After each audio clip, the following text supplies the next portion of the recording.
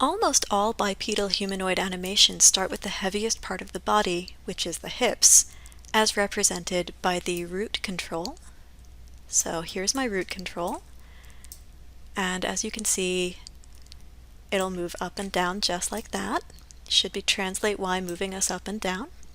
So I'm going to go ahead and here at frame 1, I'm going to key translate Y.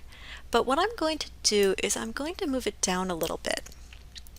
When the hips move down, what that allows is for the foot to move forwards and backwards a little bit further than it could when the hips are up. So I'm going to do translate X and Y because this rig is a little bit weird. I will key selected there. I'm going to come out to frame 12 and zero these two out. That causes the hips to move back up. And then at frame 24, I want to mimic what they're doing at frame 1. The quickest way to do this is to click on frame 1, then hold down your Shift key and middle mouse click on frame 24. What that does is it takes the information from frame 1 and sort of pastes it informally on frame 24. Shows me what this would look like at frame 24. That allows me to come up to my channel box, take these two channels, right-click, and key selected, and now what happens is that my hips will kind of bob up and down in a beautiful, timely fashion. So that's the first little shortcut we need in cyclic animations. How to move data from one frame onto another frame with ease is a Shift middle mouse click.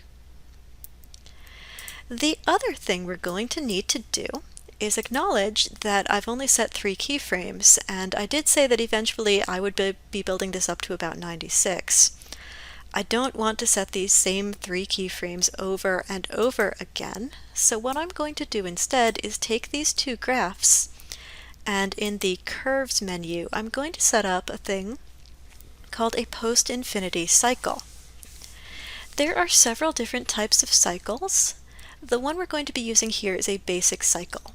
A basic cycle will just play these same 3 frames over and over again. A cycle with offset will allow for motion in between the cycles so that they can move forwards or backwards if you don't have your first and last keyframes matching.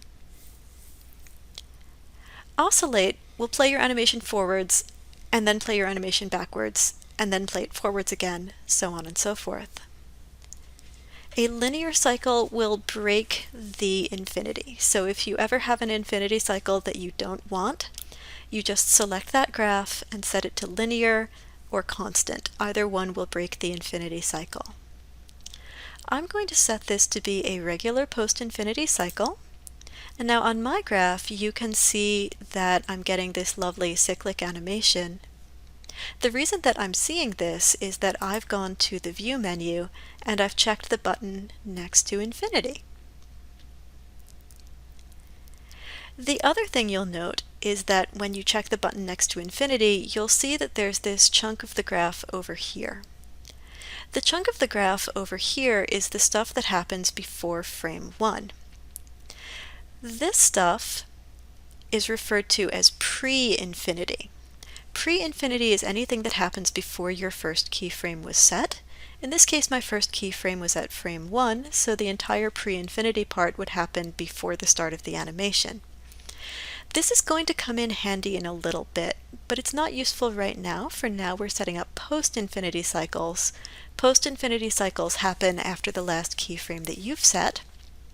And now indeed, I can see that my hips are going to bob happily up and down forever and ever. Or at least I would see that if my animation would play. There. Lovely. So in this lesson, we've talked about copying and pasting keyframe data using Shift middle click. We've discussed the post-infinity cycle and how to view infinity.